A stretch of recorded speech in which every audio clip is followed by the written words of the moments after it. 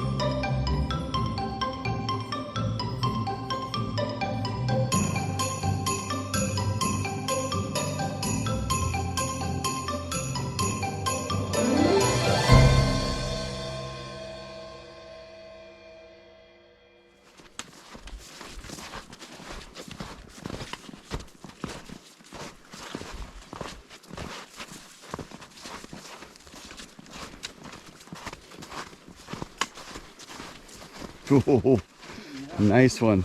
Yeah. I had a couple of close calls. It's even better when there's a little bit of a drop off to your side. Yeah. Makes it more fun. Yeah, it'd be a nice little sleigh ride. Not very far, you wouldn't get very far. No, that log would stop you right between the legs. Yeah. What? Man, did you hurt your legs? No. Nope. 1,000-to-1 coincidence, my willy got in the way. 1,000,000 to 1 shot, Doc. Right up the right. Ah.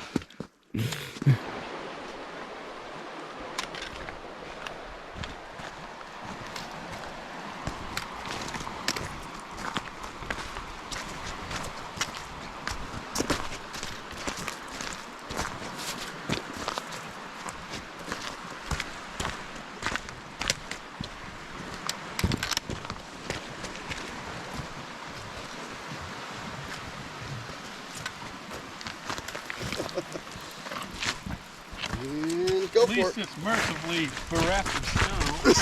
I know.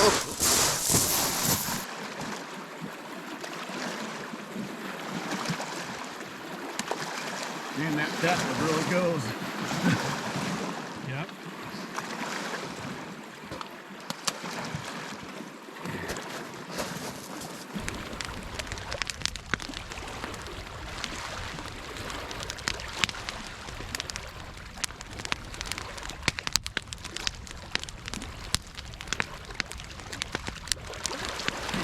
wanted more coffee or different flavor.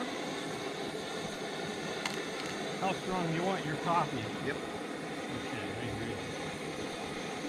I agree. Whole pot right there. And we can dilute as needed. Make some cowboy coffee out of her. Make some cowboy coffee out of her. Flames are just creeping. Just creeping. Leroy, that'll do.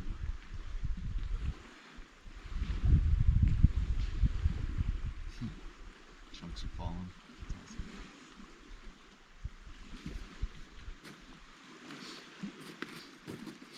Mesmerized by fire. Surrounded by snowy mountains. So Steve, when you were young, Yes. where did you guys go sledding? Well, at the time I lived in Hayden Lake and off English Point Road, which means nothing to anybody else other than people that might know that road. So it's a fairly steep road, and as it drops down overlooking the lake, it's a sheer drop. Yes. So if you mess up, You're you done. really mess up. You really mess up. So, and then we're talking a street where cars drive on. Cars drive on it, but this was a time where there weren't a whole lot of cars in the area. So on occasion, you would have to attempt to steer your toboggan-like sled by dragging your foot usually, Yeah. trying to slow it down on one side so it would kind of steer, until one time we actually had a steel runner sled, and occasionally they would gravel the road because it's ice. It's just an ice road, and so they'd put gravel on it, and as you're going down, sparks are coming off this sled. And the underneath. grinding sound. Yes. I'm familiar with Yes. that. Yeah, so the steel runner sled was the absolute favorite, but you had to wait until it was icy before you could run it. So until then, you're taking the round saucer disc or a toboggans. toboggan type sled down that road. And occasionally you got some pretty good speed, but usually it was controllable and not too crazy. There's a few times we ran off into the ditch or coming close to the edge where you just kind of put both your feet down and slide to a stop before you get in there. But the edges were soft enough that would slow you down before you really go and make a big mistake. Sledding. Good times. Good times. Not something I thought about until you asked. Well, it's not something that I dwell on either, but as we were walking down the hill in the snow, Yes. I guess, it stimulated some old memories. And, Yeah. Christmas time is coming here. And Christmas and time this is is, near. this is the time of year when I was a kid. Mhm. This is when we do our excitement. sleigh Go out riding and stuff. playing, building snowmen, and Let's find, where's I a remember good, as a kid just outside for hours, just throwing these giant snowballs. yeah. And so large that it was unreasonably large. Absurdly Absurdly hundreds large. and hundreds of pounds. And then you'd build the second snowball you'd have to make incrementally, Yes. because there's no way once you rolled it, Yeah. you couldn't pick it up. You couldn't pick it up and put it on top because Too large. it's too large. We made one year. We hijacked. You think that's got field of vision here? Oh, of course, yes. Yeah, if you saw me on the screen, you're definitely in it. So one year we made a snowman, huge snowman. We hijacked my buddy's dad's farm tractor with a loader bucket to lift because the secondary snowball was so Too big, large. and we had to use it to push the base snowball into place too. 'Cause Yes. we're talking tons of snow, and we built this huge snowman. We did it in the night Oh, on the front lawn of the school, okay. and So now you've got tractor tire marks in the surprise. snow going. Well, no, we did a good job of keeping the tractor, so we didn't dig up the grass or anything like that. And it was cold enough that the ground was frozen, but we built a giant snowman in front of the school, and then a few weeks later, while it's still standing, we had a brilliant idea. After another snowfall, we probably shouldn't. Well, I don't know if this should be included in our video, but here it goes. Here's We your decided vulgarity. to you transform the snowman into a, let's say, a phallic symbol. Giant. That's exactly right. And then we thought, that's so grand, we'd like it to be lasting, because good art is meant to Yes. last through the So ages. you ice it up. We iced it up. We went and got buckets of water from my buddy's nearby house, and we carried it across the street, and we iced that baby down. And then, as chance would have it, the weekend came up, and it was real bitter cold, below zero. So this thing Solid. formed solid. Solid. And then the New Year's holiday was over, and people came back to school, and the principal, a very pious man, was extremely dismayed by this grotesque and obscene structure in front of the school entrance, and he went over feverishly trying to push it over, and realized, while kids were watching, it was hilarious. People saw, and they were laughing at it, and it was tons. I mean, we're talking tons and tons of You're not ice. moving it, but You're not he's going to moving try. And he was so worked up by it, he went over, he asked nearby kids, here, see if we can push it. Couldn't do it. He went to the football team coach and said, can you get some football team guys? And they tried to push it, and they couldn't. So he had to call somebody with a tractor and push it over. And it pushed over, but it Steve maintained its monkeys. form. So instead of a vertical phallic symbol, it now it's became on a the horn. horizontal one. And then he tried unsuccessfully to cut it with the loader bucket, and finally kind of got it to break a little bit, but that was it. And they just piled a little bit of snow around it. But Bury as it melted out, Still that thing solid. was there. Snow melts and Yep. it's still in its It solid lingered until February-ish, February, March, and there it was. And as we'd walk into school, we'd chuckle. Even months later, giggle. Okay, well, enough of the Yes, about your sledding obscenity. adventures. Yeah, so when I was walking down the hill in the snow, I just remembered about this time of year. I grew up in southeast Idaho Yes. in a very small town. There wasn't a lot to do, and actually the winters are harsher down there than they are up here.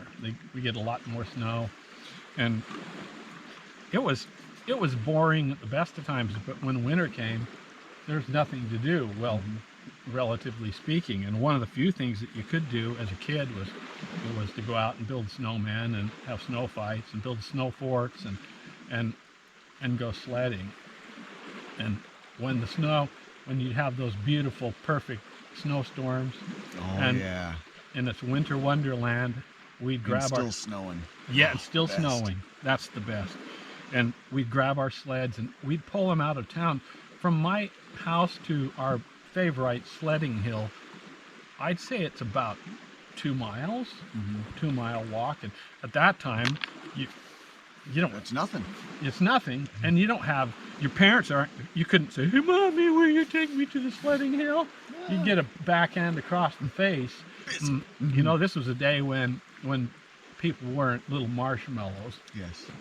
And so, we'd pull our sleds, and that was part of the adventure, was pulling your sled, Yeah. Up out. the hill. Well, out, it was relatively flat until you got out of town, but you pull it along the streets and, quiet, hushed. The only sound most of the time was just the crunch of the snow under your feet. And there's something magical about it, to the point that you didn't talk a lot. Yeah. There's just something that made you feel almost reverent. And we pull it out of town, and on the edge of town there's this hollow. We called it Creamy Hollow, but it was actually Creamery Hollow, due to an old dairy there was a dairy that used to be down there back in the day that sold butter and cream and so on. But it had an awesome hill. I'd say it varied from 20 20 degrees to 45 degrees right in the middle. Oh, It that's was pretty a steep. steep. So it started out relatively gentle, and then there was a section, maybe 30, 40 feet of 45 degree-ish. Really, I mean, we're talking down Yes. to get some speed, and then it had a gentle taper towards the end, and it was I'd say a few hundred yards from top to bottom, and you had a long stretch at the bottom where it Mellows tapered out, out and yeah. mellowed out, and you could decelerate. But when you first started, one of us would always bring a toboggan first, and Flatten it out. flatten it out with the toboggan, get your path worked out, and then the runner, Yeah. the steel runner sleds, those are the ones that haul. Yes. Man, those things get speed. If Polish them up and. presuming you have it, flattened out with the base with a toboggan. Oh yeah, yeah. You've got to have it packed. And then we would wax the runners of our sled. You could get some incredible speed going down those hills. In retrospect, it was foolhardy, some of the things we did. Off to one side, there was a barbed wire fence. So Oh, yeah. you had to make sure that you didn't drift off to the side, and you'd start in the middle, and you'd keep it in the middle. Yeah. And it was ill-advised to. Especially with the toboggan where you can't really steer it. You really have to get your angle right. with the toboggan or those round disc things that Yes. you sit in. You got to get your angle right. It's going where it's going. You have no control over it. The terrain is your direction. Terrain will be your captain. Yes. The captain has turned the crashing into the barbed wire fence sign. And Cover your cheek. we would go, so we'd ride down that hill, Creamy Hollow Hill. We'd ride down that, and then you'd take your sled back up and ride down again, rinse, repeat. We'd repeat that till we were just too tired to do it anymore. Dragging. Oh, One more. one more. Yeah. It's almost getting dark, which is not. In Idaho, in the winter, 3 o'clock-ish, 4 o'clock-ish, it's starting to get, dusk. And then by the time we're done, it's dark. And, if there's a clear sky, which there usually wasn't, in the middle of a snowstorm, it's snowing. Yeah. That's it, light's gone. As soon as the light starts to fade, it's time to drag our sleds home. And there's something about pulling them back in the dark, walking along the streets. Yes. Again, the world is hushed and white and wonderful, and these beautiful white flakes of snow are floating down, and dragging, walking this parade of tired kids, pulling their sleds home in the winter wonderland. There was something surreal and magical about that. And this time of year, sometimes I'll recall that distant memory and wish that I had the same kind of passion and lust for life.